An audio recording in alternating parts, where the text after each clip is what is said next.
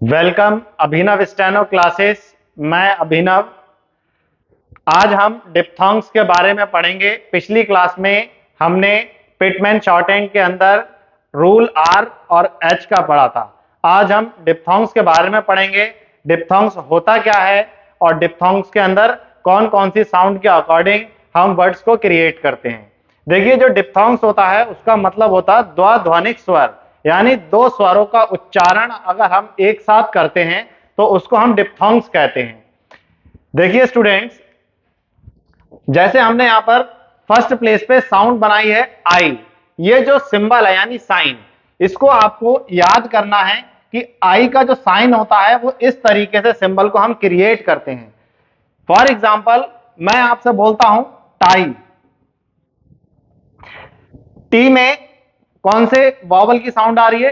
First place का vowel है आई, और फर्स्ट प्लेस के जो वॉवल्स होते हैं उनको हम अबव द लाइन बनाते हैं।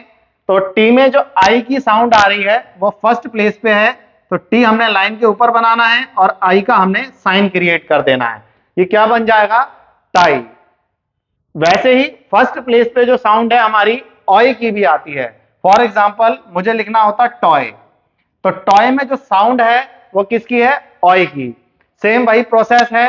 अगर फर्स्ट प्लेस की साउंड आ रही है तो हम कहां बनाएंगे? Above the line. तो टी हमने लाइन के ऊपर बनाया है और ऑय का वॉवल लगा दिया। इसी प्रकार से देखिए, थर्ड प्लेस पे जो साउंड आती है वो हमारी आती है आउ की और यू की।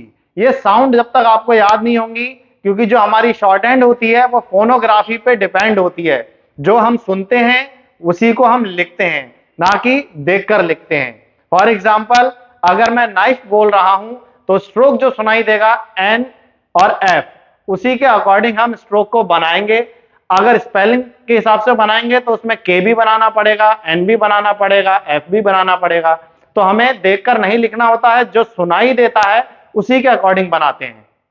देखिए स्टूडेंट, आउ। आउ में जो साउंड आ रही है, अगर मेरे को लिखना होता सी ओ डब्ल्यू काउ, तो के में जो साउंड आ रही है वो किसकी आ रही है? आउ की।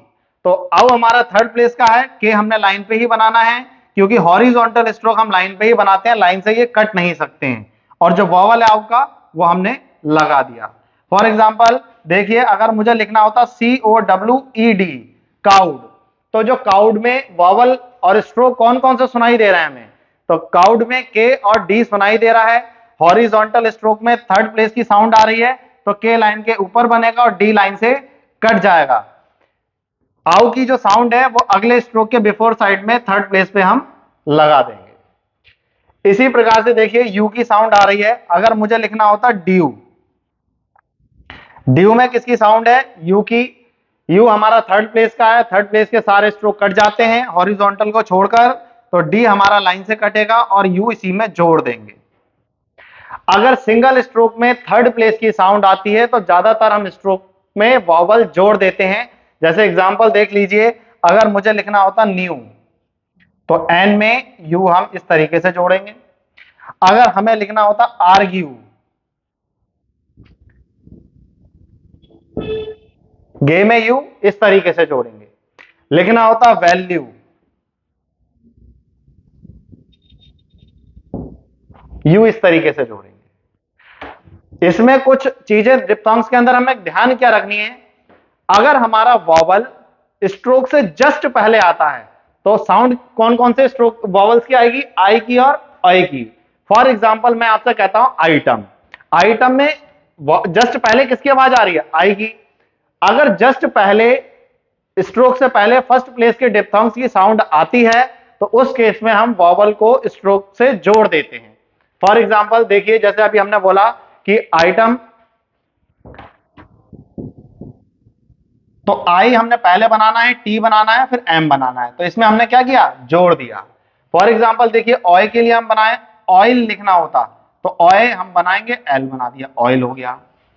ऐसे ही आउ की आवाज थी, अभी मैंने बताया था, जैसे काउ था, काउ में नहीं जोड़ेगा। ऐसे ही इसमें देखिए हमारा यू था, ड्यू मैंने अभी तुरंत यहां पर जोड़ के बनाकर आपको बताया था। इसी प्रकार से हमारे डिप्थोंग्स सारे बनते हैं। ऐसे ही थर्ड प्लेस की जो साउंड आती है वो आउ की और यू की, सेम वही प्रोसेस है। इसके बाद देखिए ट्राइफोन्स आते हैं।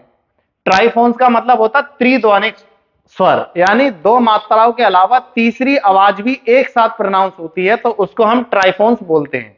फॉर एग्जाम्पल देखिए, अगर मैं आपसे बोलता हूं LOYAL, लॉयल, लॉयल के अंदर डिप्थोंग के अंदर ऑय की साउंड तो है ही, एक साउंड और भी आ रही है, वो किसकी है? छोटे आ की, यानी आ की। फॉर एग्जाम्पल देखिए, एल और एल, एल में ऑय की साउंड है, ये लगा दिया वॉवल हमने ऑय का, और एक साउंड जो छोटे आ की आवाज आ रही है उसके लिए हम क्या लगाएंगे? डैश का यूज करेंगे। इसी प्रकार से देखिए, अगर आपको और एग्जांपल बताते हैं, अगर लिखना होता आपको DIAL, डायल, तो डायल में हमें कौन कौन से स्ट्रोक सुनाई दे रहे हैं? डी में आई की साउंड आ रही है, डिप्थोंग हो गया, एक आवाज और आ रही है आ की, तो डी और एल, आई और एक डैश और लगा देंगे। लिखना होता टावल, TOWEL, टावल, तो टी लाइन से कटेगा एल और आउ अल।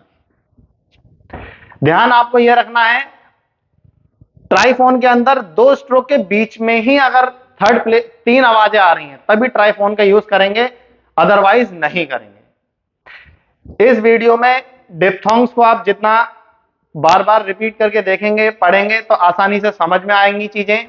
अगर आपको कोई डाउट है तो डिस्क्रिप्शन बॉक्स में और कमेंट में आप लिख के हमें बता सकते हैं।